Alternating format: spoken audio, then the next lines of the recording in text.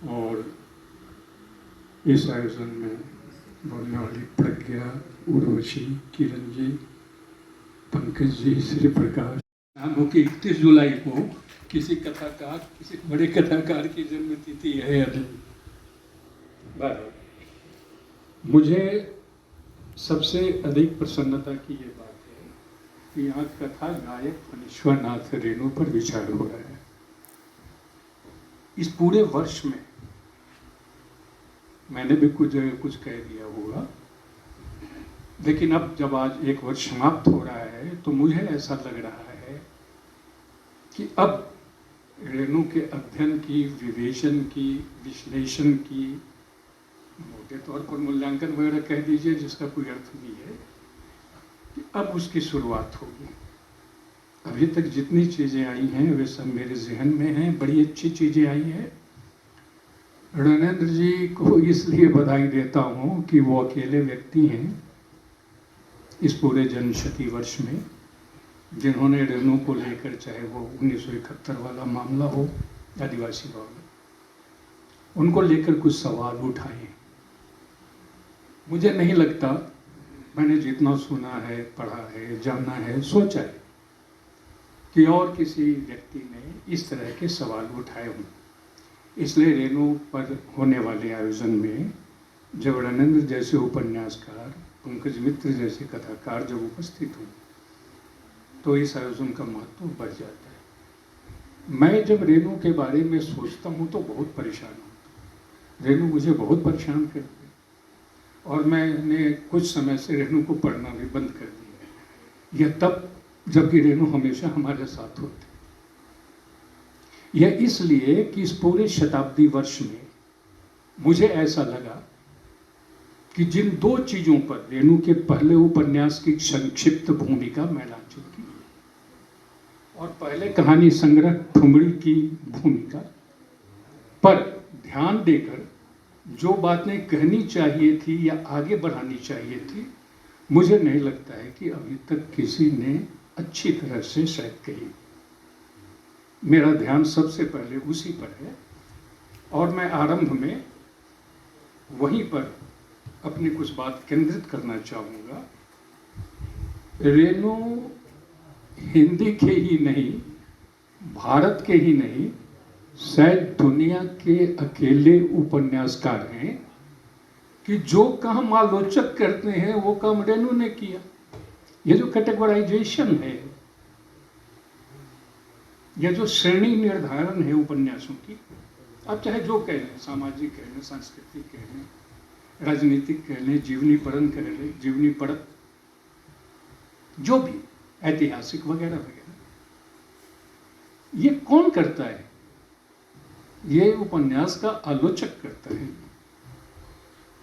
रेणु इस मामले में मुझे दुनिया के अकेले ऐसे कथाकार लगते हैं जिन्होंने अपने पहले उपन्यास में ही अपने उपन्यास को एक कैटेगरी में शामिल कर दिया। ये जानबूझकर तो उन्होंने नहीं किया, अनायास ये हो गया।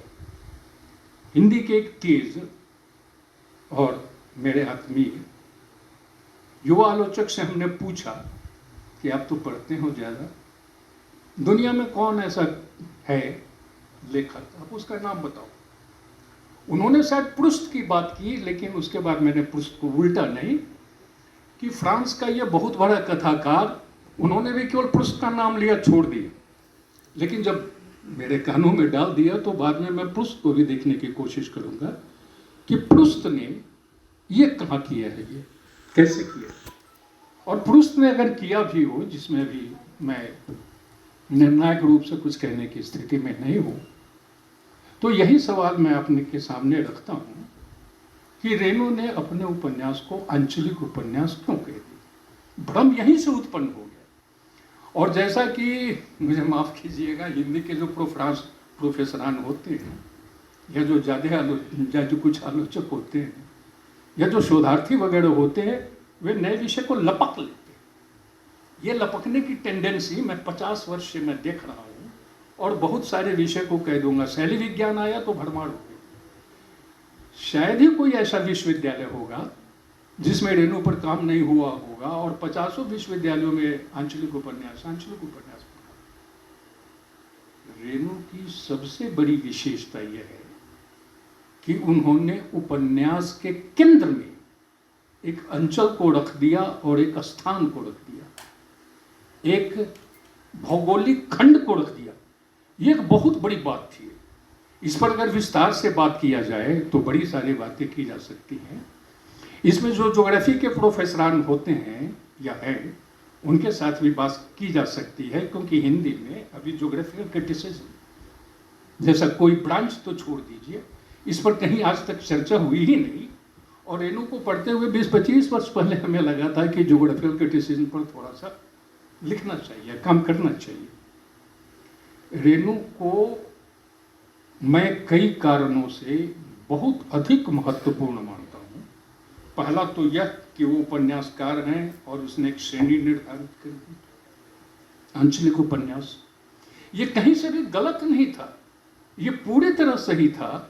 इसे समझने में लोगों ने गलतियां कर दी, और वो गलती अभी तक चली आ रही है। हो सकता है कि बाद के दिनों में वो पूरी गलती पूरी तरह समाप्त नहीं हो जाए, तो उसमें कुछ कमी आ जाए।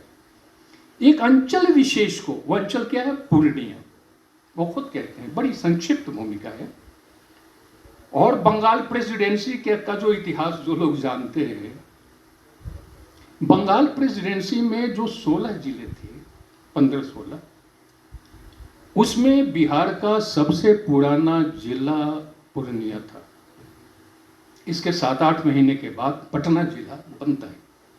यह पलासी की लड़ाई के लगभग 15 और 20 वर्ष के बीच में, बोल रहा हूँ 1700 कुछ ईस्वी में।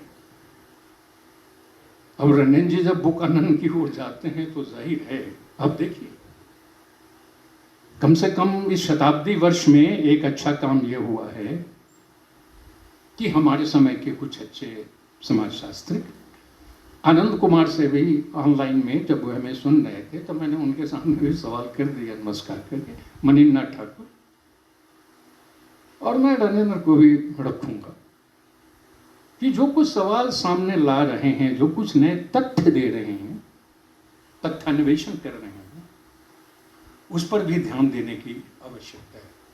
वह पूर्णिया पूरा का पूरा जिला आज 5 जिलों में विभक्त हो गया है, और जो औड़ाही हिन्ना है ये अररिया जिले में आ गया है। अगर मैला आंचल उपन्यास की भूमिका के प्रत्येक शब्द को ध्यानपूर्वक लोगों ने पढ़ा होता, मनन किया होता, तो विवेचन की एक दूसरी दृष्टि हमारे समक्ष उपस्थित हो सकती है। वो नहीं किया, और ठीक यही काम ठुमरी की भूमिका के साथ भी किया। पूरे शताब्दी वर्ष में मैं ध्यानपूर्वक ये देख रहा हूं कि कौन लोग किस पॉइंट्स को लेते हैं, कौन मुद्दे को लेते हैं, और किस चीज पर ध्यान देते हैं। इसलिए मुझे तकलीफ हो रही है कि 1-2 पत्रिका के संपादक को 20-25 बार कह करके दूंगा दूंगा दूंगा, मैंने लिख नहीं दिया, क्योंकि लिखने में बड़ी मुश्किल होती है।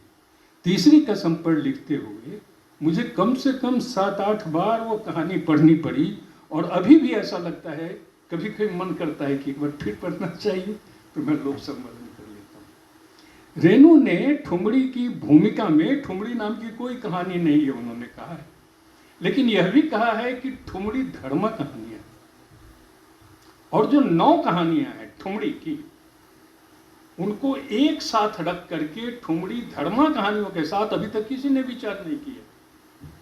मेरा अपना मानना है शिव प्रकाश जी, ये संवेद के महाविशेषांक में भी किसी ने नहीं किया होगा।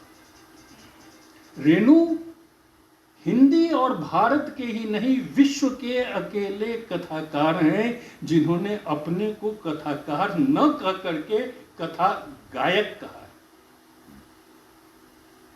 यह जो कथा गायन की जो परंपरा है भारतवर्ष में, वो कब थी, कहाँ थी?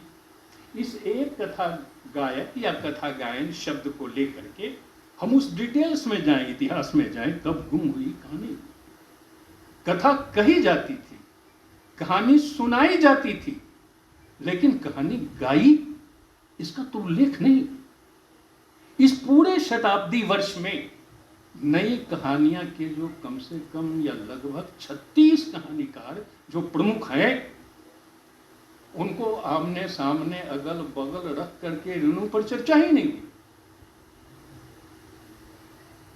उनके पहले भी हिंदी कहानी का जहां से आरंभ होता है, कोई चाहे तो इंशाअल्लाह खां की रानी केतकी की कहानी के पास जा सकता है, स्वतंत्र है इंदुमती के पास जा सकता है।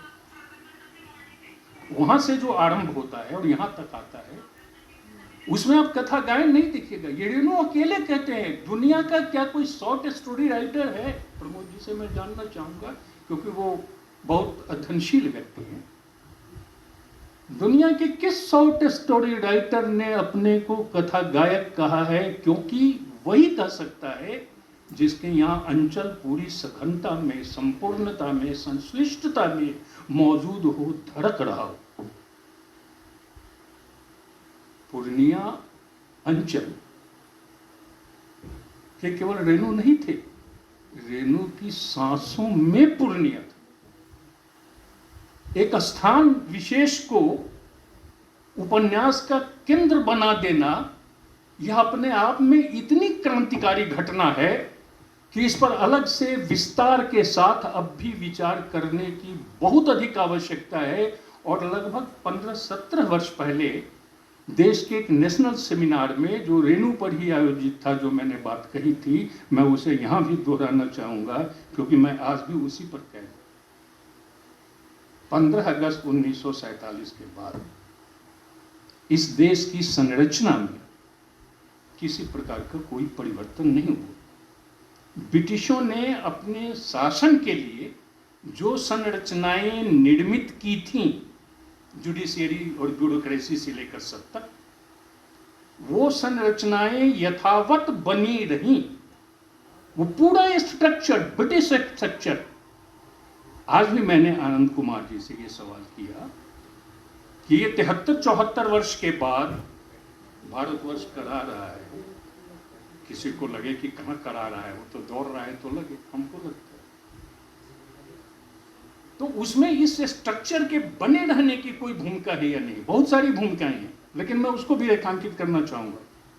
जवाहरलाल नेहरू ने उस ब्रिटिश स्ट्रक्चर को बने रहना दिया, लेकिन प्रेमचंद के यहां जो नैरेटिव स्ट्रक्चर था, रेणु ने झटके से उसे तोड़ दिया। और यही वह बिंदु है जहां पर कि मैं रेणु को नेहरू से ज्यादा मानता हूं। ये कुछ हिंदी में या साहित्य के जो आलोचक होते हैं, वो ये समझते हैं कि राजनीतिक ही कमाल करते हैं, लेकिन ऐसा कमाल नहीं करते। अगर आप गांधी के एक एक मुद्दे पर, इश्यू पर विचार करें और प्रेमचंद के एक एक इश्यू पर विचार करें, तो मेरी दृष्टि में, मैं 30 साल से बोल रहा हूं कि मेरी दृष्टि में गांधी से बड़े प्रेमचंद से। अभी तक हिंदी में इस तरह की कोई बात नहीं है। कथा गायक करके कथा कहने की पद्धति रेणु ने बदली। ये कितनी बड़ी बात है, इस पर ध्यान क्यों नहीं दिया? क्योंकि ठुमरी की भूमिका का शीर्षक है स्वरलिपि। ये स्वरलिपि गीतों में होती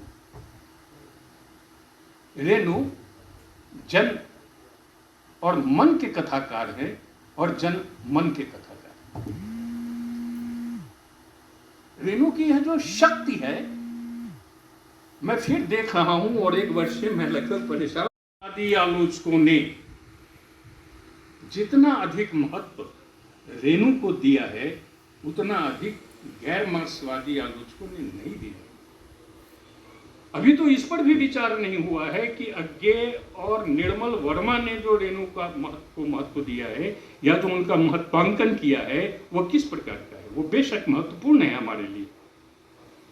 किसने नहीं लिखा? शिवदान सिंह चौहान ने नहीं लिखा, प्रकाशन गुप्त ने नहीं लिखा, किसने नहीं लिखा?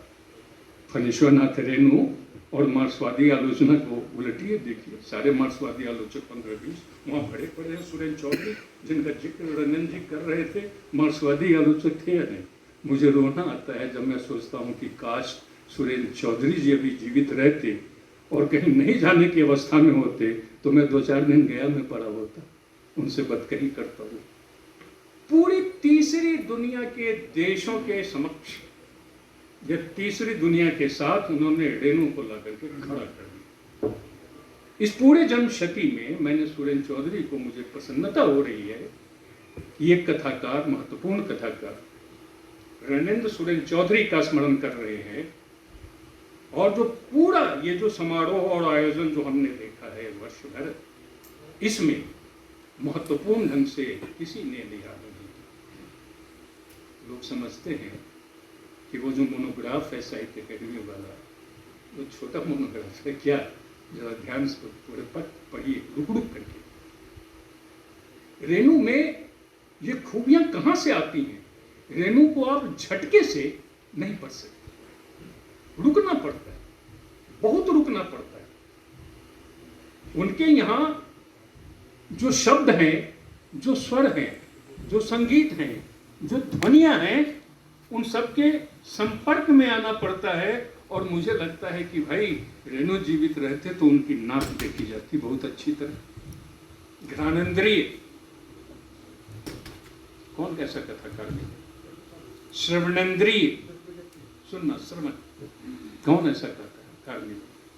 ये सब उपन्यास में आते हैं और ये इतनी मात्रा में आए, इतनी प्रबलता में आए कि जो कंटेंट है या थीम जो है वो उसमें ढक गए। रेणु की भाषा पर मुग्ध हो गए लोग, चकित, विस्मित हो गए। इसलिए रेणु को उनकी संपूर्णता में, संश्लिष्टता में देखने की बहुत कम कोशिश हुई। 8 उपन्यास, 63 कहानियां, इतने सारे संस्मरण, इतने सारे रिपोर्टाज, स्केच, इंटरव्यूज, कविताएं, सबको तो देखें।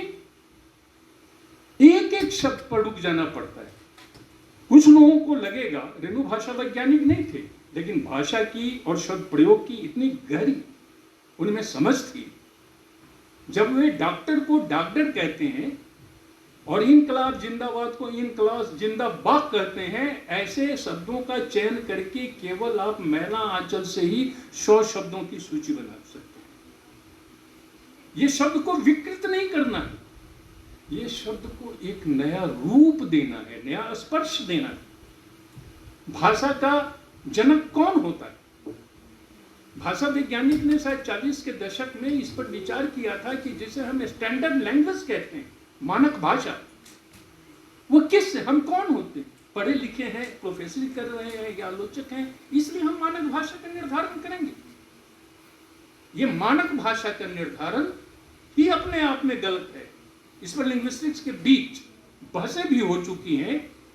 वे कहीं भी मानक भाषा के पूरी तरह पक्षधर नहीं है। वे जन भाषा के, और यही जन है जो रचता है, जो श्रमजीवी है। उस श्रम में ही संघर्ष है और श्रम में ही सौंदर्य है। ये भाषा का सौंदर्य है, ये खेतों खलिहानों का सौंदर्य है, ये धान और गेहूं की फसल का सौंदर्य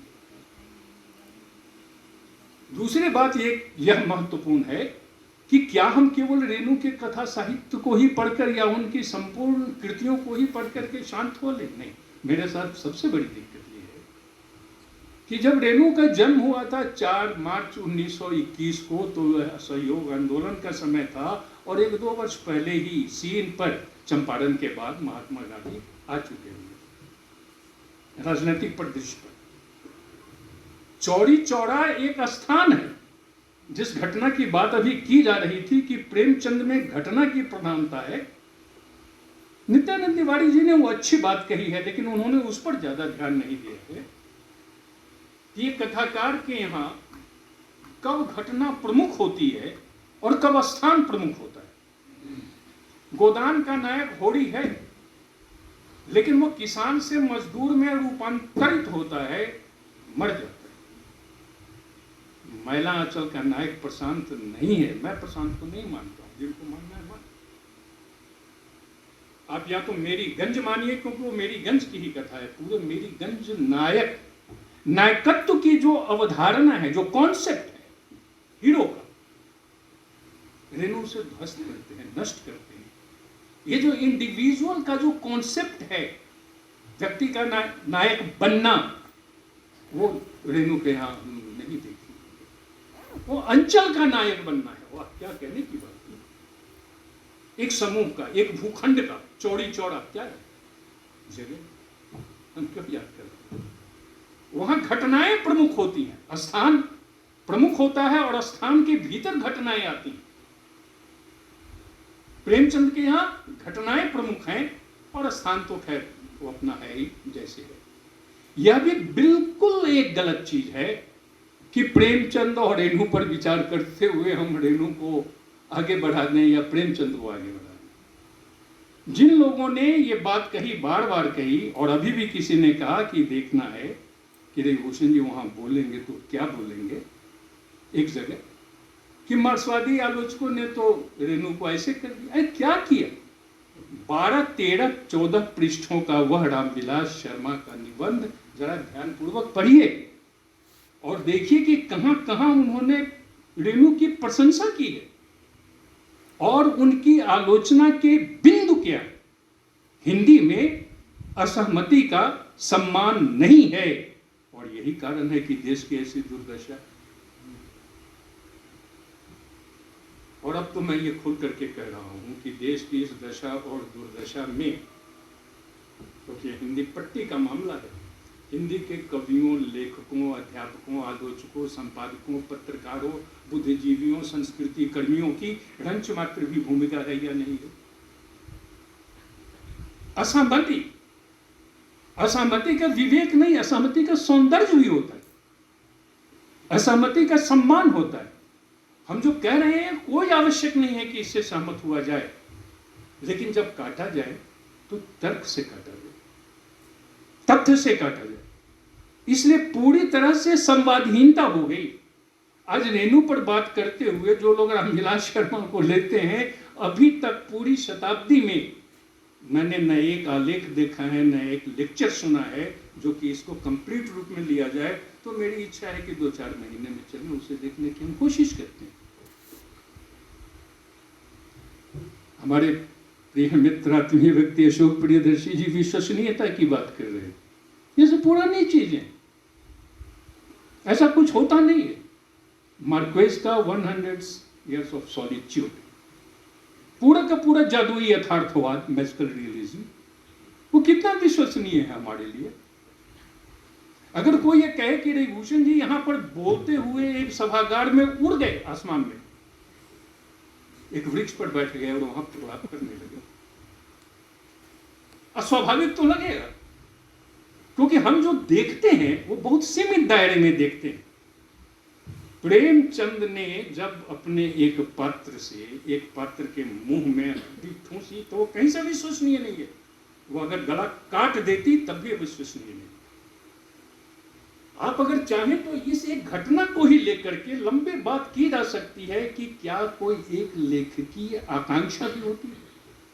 अगर इसे हम अलग कर दें, किनारे कर दें, तो हम यह भी देखने और जानने समझने की कोशिश करेंगे कि जिसको इतना प्रताड़ित किया जा रहा है, जो सदियों सहस्राब्दियों से दमित है, दलित है, पीड़ित है, उसके साथ कैसा बर्ताव किया जाएगा। तो 1920-21 से लेकर 1977 तक जब रेणु ने अपनी आंखें खोली 1921 में, और 1977 के अप्रैल में जब अपनी आंखें मूंदी, तो वो पूरा समय हमारे सामने है। अभी तक उस समय के अध्ययन में ज्यादा लोग नहीं गए हैं। ये ठीक है कि मणि गए हैं, थोड़ा लोग, प्रेम कुमार मणि, और भी कुछ लोग जा रहे हैं, लेकिन एक मुकम्मल अध्ययन की आवश्यकता है, क्योंकि रेणु ने एक राजनीतिक कहानी 1944-45 में ही लिखी थी और दूसरी राजनीतिक कहानी आत्मसाक्षी जो है वो कम्युनिस्ट पार्टी के विभाजन पर लिखी थी। मैला आंचल को पढ़ते हुए यह भी ध्यानपूर्वक देखना चाहिए कि कौन सी ऐसी पॉलिटिकल पार्टी है या राजनीतिक दल या संगठन जिसको अपने सर पर उठाए हुए हैं रेणु। यह मोहभंग, यह विकृति, यह राजनीति में ये सर रेणु की यह जो दूर दृष्टि है, भविष्य दृष्टि है, ये अद्भुत है।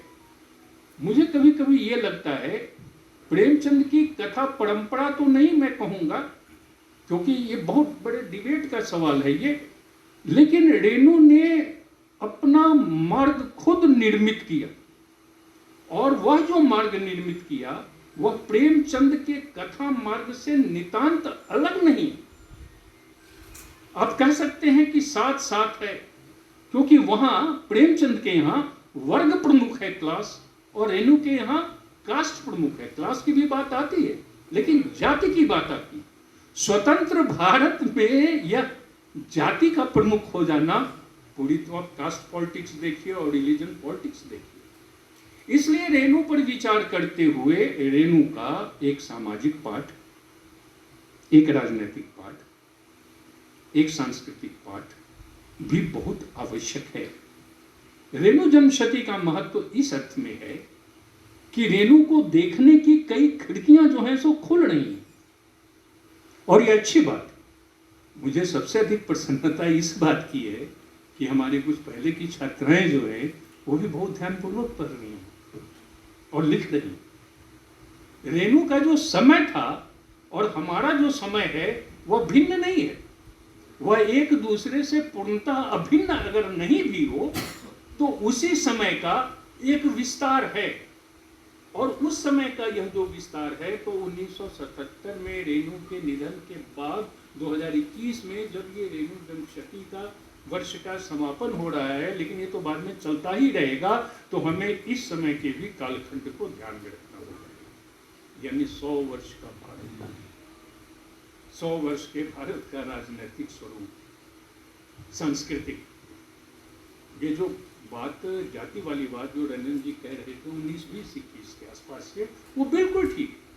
ये श्रीनिवास जी देख रहे थे वो, और नहीं वो 1953-54 में वो बिल्कुल दूसरे ढंग की थी। रेणु गांव को देख नहीं रहे थे, गांव को लिख नहीं रहे थे, गांव उनके भीतर में था, आंखों में नहीं था, सांसों में था, धमनियों में था, रक्त में। तो रेणु को कैसे देखा जाए, विभिन्न दृष्टियां हैं। एक लोकतांत्रिक समाज में हम लोग तो लोकतंत्र में यकीन करते हैं, जिनका लोकतंत्र में यकीन नहीं है नहीं। अब आप देखिए कि रेणु के यहाँ ये फॉर्म बदलते हैं, लिटरेरी जेनर जो है वो कैसे बदलता है। जिस एक चित्र की बात कर रहे थे मुर्गी वाली और भीमन मामा, लाजवाब चरित्र है भीमन मामा। मुझे बार बार लगता है कि भीमन मामा पर अलग से कुछ लिखा जाना चाहिए स्वतंत्र रूप से, क्योंकि दूसरी जगह भी भीमन मामा आते हैं। ये शायद मैला आंचल में भी भीमन प्रतिपल कथा में आते हैं भीमन मामा। तो यह जो ऐसे जो पात्र हैं या ऐसे जो चरित्र है, रेणु ने उसको अपने मनोनुकूल उसकी रचना नहीं की। वे सब जीवन में थे, हम लोग जीवन जी नहीं रहे हैं, बंद कोठरियों में है, कमरों में है। मैंने अपने हिंदी के एक अच्छे कथाकार मित्र को, जब रेणु की जन्मशती का आरंभ भी नहीं हो रहा था, तो मैंने यह कहा था कि पटना में गाड़ी हायर करो, 5-7 दिन के लिए हम 2-4 लोग चलेंगे, और आई हिंगना पूर्णिया फारबिसगंज वगैरह जो सब उन्हें, उन्होंने कुछ नहीं कहा, हम नहीं चल रहे। रेणु कहते थे कि पटना में जब मैं 1 महीने रहता हूं तो मुझे गांव खींचता है। राजनीति के बारे में मधुकर सिंह से एक बातचीत करते हुए उन्होंने कहा कि वो तो मेरे लिए दाल भात की तरह। लेकिन ट्रेजेडी देखिए, ट्रेजेडी कहां है। 1952 में जब पहले लोकसभा का चुनाव हुआ था और उसके बाद कृपलानी ने जो कमाल किया था, प्रजा सोशलिस्ट पार्टी बनी थी, तो वहीं से कृपलानी ने यह कहा था, क्योंकि कृपलानी की जो दृष्टि थी वह, आचार्य नरेंद्र देव की दृष्टि थी वह, और लोहिया की जो दृष्टि थी वह। अभी तो सोशलिस्टों ने और समाजवादियों ने इसी पर बात नहीं किया है कि रेणु कुछ ही समय के लिए अगर सोशलिस्ट थे या बाद में भी सोशलिस्ट रहे, तो नरेंद्र देव का जो सोशलिस्ट अप्रोच था, लोहिया का जो सोशलिस्ट अप्रोच था, उससे, या जयप्रकाश नारायण का जो सोशलिस्ट अप्रोच था, उसके कितने साथ थे और कितने अलग थे। इन सारी चीजों पर, जैसे कि आप सोशियो कल्चरल स्टडी कहते हैं, और मुझे प्रसन्नता इस बात की होती है कि अब हिंदी का दरवाजा खुल रहा है, लोग इस तरह की का अध्ययन कर रहे हैं, तो इस तरह के अध्ययन की विशेष आवश्यकता है। कथा गायक फणीश्वरनाथ रेणु पर यह जो कार्यक्रम है, उसके अंत में मैं केवल इतना कहूंगा कि रेणु के यहाँ जो कविता है और गीत जो है वह तो पूरी तरह नस नस में है। भारत माता ग्राम वासिनी, खेतों में फैला है श्यामल, धूल भरा हुआ मैला अंचल। मैला अंचल रेणु से ले लिया, ये पंथ से ले लिया। एक कवि भी है रेणु, लेकिन कविता और गीत का मतलब है छंद और लय, जिस रिज्म की बात अशोक जी कहते थे। पूरी सृष्टि जी जो है वही नादमय है। पत्तियां हैं पेड़ों पर लदी हुई, लेकिन अगर हम नाद नहीं सुनते हैं तो रेणु के अभी तक इस शताब्दी वर्ष में उनके ध्वनि संसार और उनके गंध संसार पर कोई अभी तक मैंने एक मुकम्मल, मेरी कमजोरी रही होगी, मैं ज्यादा जानता भी नहीं हूं, मैंने न तो व्याख्यान सुना है न मैंने कुछ लिखा। यह आवश्यक है। रेणु ये देख रहे थे कि यह विलुप्त होता जा रहा है। गंधहीन समाज, गंधहीन समय, रंगहीन समय। रेणु का इस पर भी ध्यान है कि किसने रंग चुरा लिए, लेकिन रेणु बहुत जगह संकेत में कहते हैं। अंतिम बात मैं यह कह करके समाप्त करूंगा केवल रेणु के 2 शब्द से। इसका ठीक है, मैंने उसका प्रयोग किया, लेकिन क्यों किया? मैंने वहां यह भी लिखा कि इसमें स जो अपनी संयुक्ता अवस्था में है, क्या हीरा मन के अवचेतन में हीरा बाई से संयुक्त होने की आकांक्षा है या नहीं? आप देखिए कि रेणु को कैसे पकड़ने की जरूरत है। अब हो सकता है कि हमसे असहमत हो, लेकिन ठीक है, फिर बाद में हम भी बात करेंगे। मेरा एक अपना कॉन्सेप्ट है, अप्रोच है, जो हमने लिख दिया कि इसमें सहसा के संयुक्त में, क्योंकि एक बारी पीठ नहीं, राज कपूर इस शब्द का इतना प्रयोग करते थे कि उनकी पत्नी उनसे नाराज हो गए थे शूटिंग के दौरान। तो आप इसमें देखिए, अब चेतन में सुनने को तो लगेगा ये डिक्शनरी का तो वर्ड नहीं है, लेकिन जिसको हम जनकोष कहते हैं वहां है। या चलिए वो भी छोड़ दीजिए, तो रेणु को मान लीजिए कि वो शब्द निर्मित कर रहे हैं। इस एक शब्द की निर्मिति में, जिसका कोई कोशगत अर्थ नहीं है, जिसका अर्थ जो है वह भाव जगत से जुड़ा हुआ है, मनोजगत से जुड़ा हुआ है, वहां पर संयुक्त रूप में क्यों आता है? मुझे बार बार लगता है कि उसके अवचेतन में हीराबाई से जुड़ने की, साथ होने की आकांक्षा है। ऐसी चीज तो हमें कवियों में दिखाई पड़ती है, ये कहानीकार में कैसे दिखाई पड़ती है? अंत में एक बात और, पंचलाइट की कहानी की बहुत चर्चा होती है। आप थोड़ी देर के लिए शीर्षक पर ही कृपया रुक जाइए। लाइट अंग्रेजी का शब्द है और पंच हिंदी का शब्द। रेणु के यहां यह जो शब्दों का मिलान है वो भी अद्भुत है। पंचलाइट कहानी के जो पंच हैं, क्या उनमें सचमुच कोई लाइट है, प्रकाश है? नहीं। वो पंच परमेश्वर के पंच से बिल्कुल भिन्न है। वो जो गाना गाता था मुनरी को देख देख करके, हम तुमसे मोहब्बत कल के सनम, उस पर जुर्माना लगा दिया गया और उस जुर्माने से पेट्रोमाक्स खरीदा गया। लाइट कहां है? कहानी का जो सरफेशियल पाठ आप करेंगे, सतही पाठ, तो लगेगा कि पंच लाइट पेट्रोमाक्स है, लेकिन लाइट कहां है? लाइट प्रेम में है। पंचों के पास प्रेम नहीं, तभी तो उसे बुलाया जाता है और बाद में कहा जाता है कि चलो तुम्हारा सब कुछ माफ, अब गाओ जितना गाना हो कि हम तुमसे मोहब्बत करके सनम। यहां सिनेमा का एक गीत आता है, और ये जिस फिल्म का गीत है, अभी ध्यान दीजिए कि हम तुमसे मोहब्बत करके सनम, रोते भी रहे हंसते भी रहे। अगर आप उस पूरे फिल्म को देखिए, शायद राज कपूर गया है और गया है, उसको देखिए, उसकी सिचुएशन को देखिए और फिर यहां से जुड़ाइए तो एक नया अर्थ खुलेगा।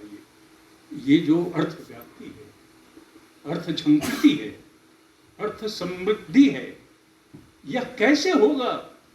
यह होगा रुक रुक करके इसलिए मैं आजकल रेणु को नहीं पढ़ रहा हूँ, सब देखूंगा फिर बाद में पढ़ूंगा। बहुत धन्यवाद प्रगतिशील लेखक संघ के